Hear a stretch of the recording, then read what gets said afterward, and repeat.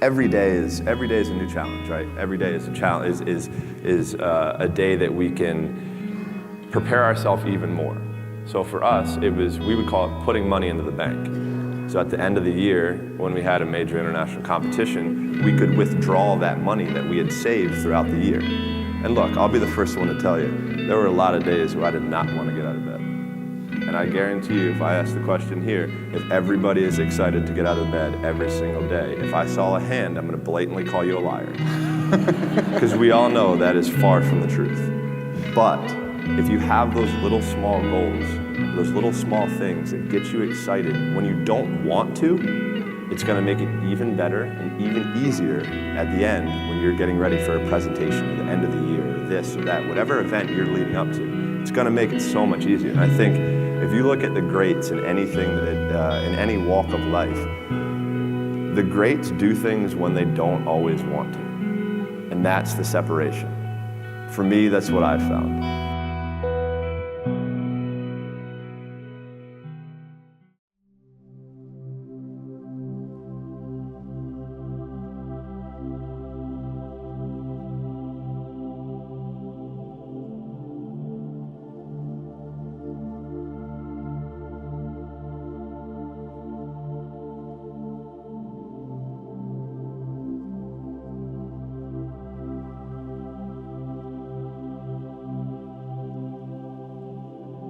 When I got back to Canada, it was 2018, and I had just finished working many different jobs and careers when I was abroad.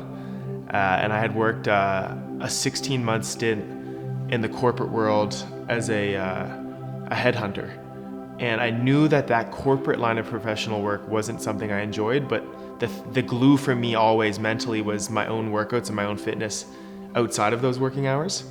So when I returned to Canada, one of my best friends at the time was a personal trainer, and he was going to be my roommate, and he was like, he's like, dude, you're already in better shape than most of the people that work here. Just come be a trainer for like the summer and see if you like it. And that was in 2018. And then, fast forward, half a dozen or more certifications, tens of thousands of dollars of money invested into learning things, and so many hours of just testing stuff on myself. 6 years into my profession as a certified trainer and online nutrition coach, and it's it's going well. So for the year leading up to me moving to Calgary, I was training for it was a 2.4 times Ironman distance triathlon, and I had a minor tear in my meniscus in my knee. And at that time I was working with a coach remotely who was referred to me by my old coach. And this coach was based out of Calgary, Alberta. Her name's Carla. She works for a company called Vital Strength. She's actually the owner. And during this year of working with her remotely, she kind of gassed up Calgary. She was kind of like a spokeswoman for it. And then I come from previously before that, I had lived abroad for 4 years. I lived in Australia, I lived in New Zealand, I backpacked in Asia and Europe, all these places. And then being back in my hometown of Halifax for 4 years post living abroad, I kind of was a bit bored. I felt like my career was a bit stagnated and I wanted that next step. And then after spending a year working with Carla remotely and her really selling the city, I started looking into it, and it was like most sunshine in Canada, low taxes, high elevation for training, mountains nearby, a little bit more relaxed politically, you could say. There was a lot of perks for Calgary, so I decided, why not give it a shot?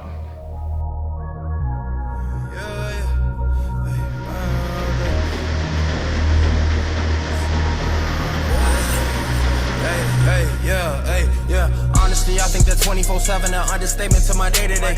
If ain't no way, then I'ma make a way. They say it ain't no way. I ain't never listened, kept them at the distance. This is for the ones who ain't afraid. And this is more than some paper chase.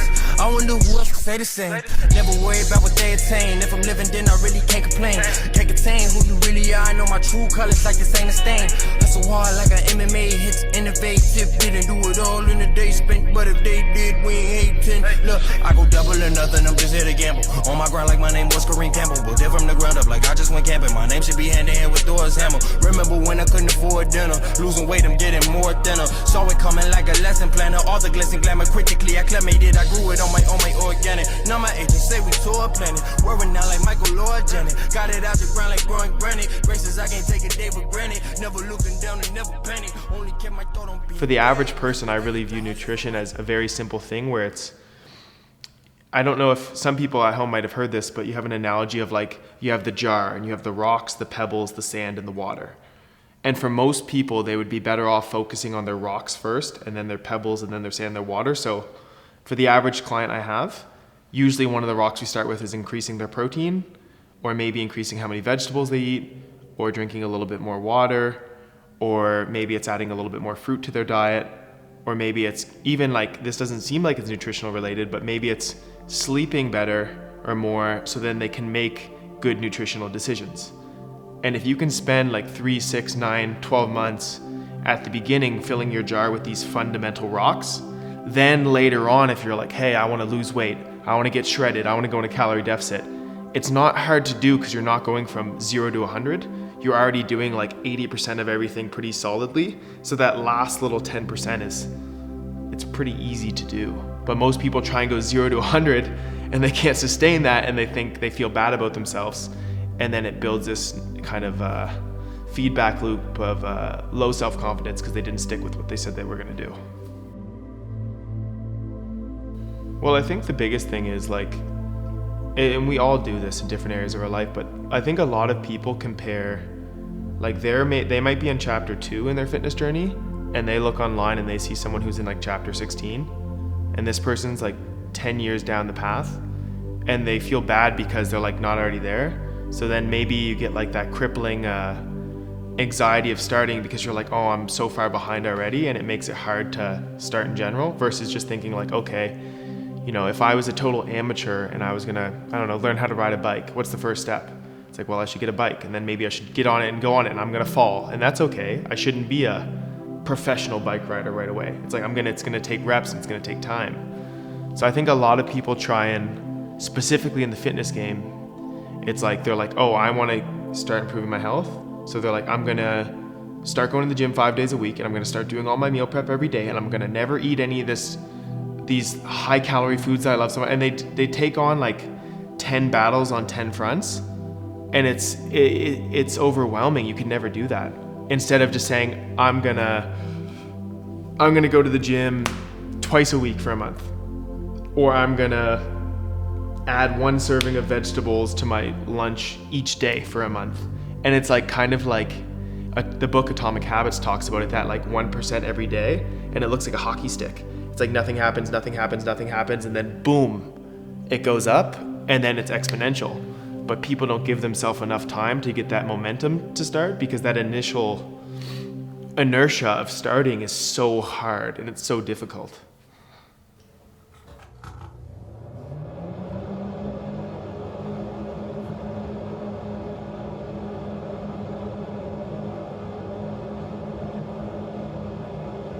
If I just go for that run, or if I go for that lift, I get this like stillness and this happiness and these happy emotions and these endorphins, and it's to the point now where like I'm almost like not a fun person to be around. If I'm like a dog, if I don't like walk myself or get my exercise, I can be like not fun to be around. So it's much more now how it makes me feel than how I look. And a cool shift happens that once you start going that direction, one day you blink and then the actual result of how you look is there, but it's not like what you were focused on.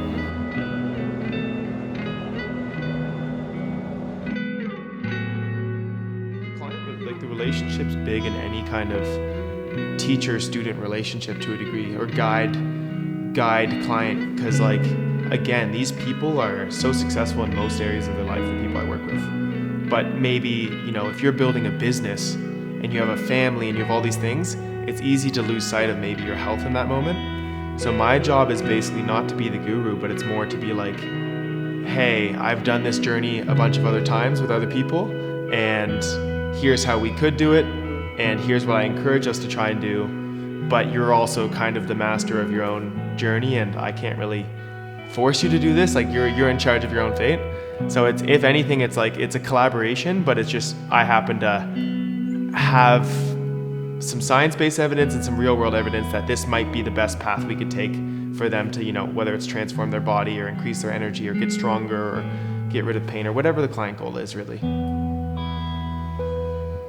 I'm a big fan of Stoicism lately and philosophy, and it's like, in the end, you're gonna die. And most people are not gonna be at your funeral. Most people aren't gonna cry at your funeral. So in that case, like it doesn't really matter. So just, if there's something you really wanna do, just do it, because it's your path. You only get one crack at it. So don't worry about what other people think. Just put your head down, be yourself, and do what you wanna do. And I guess do it because you want to do it, not because you think you're going to get something from doing it, is a big thing.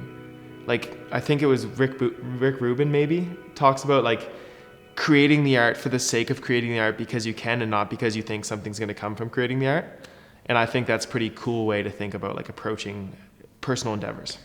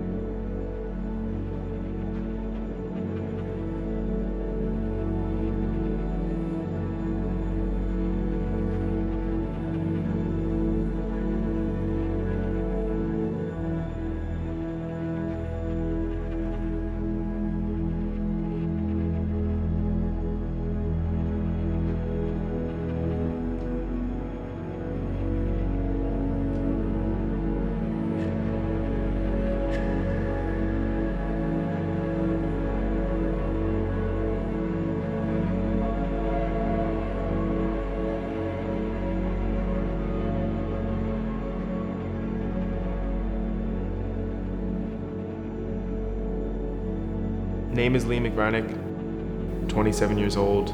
I am from Nova Scotia, Canada, living in Calgary, Alberta. I train clients out of Method Fitness in Mission, Calgary. So if you're in Calgary and you want to focus on your fitness, you can reach out to me on Instagram or via email in regards to training inquiries. Easiest place to find me though is going to be YouTube or Instagram at Mick Varnick. That's Mick Varnock. And I work with clients in an online setting to transform their body and lose body fat. 7 days a week, 7 different freaks, but I got tired of fucking hoes, so I just smoke and count my cheeks. Watching Godfather, leather couches, flat screens. I say I'm on this marathon. She asked me what does that mean? Ain't no puffin' pass, please. Roll your own, I do the same. Girl, get on that Marlon Brando and stop trying to pick my brain. Your boyfriend is a lame, that's why you not used to this game. And if you looking for me, I'll be first class on the plane.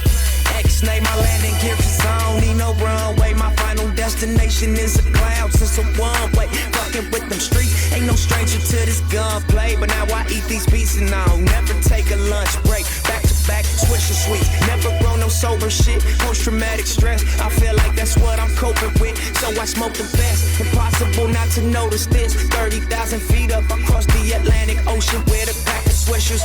In the box, I ain't even open yet. I'm trying to live my life so when it's over, I got no regrets.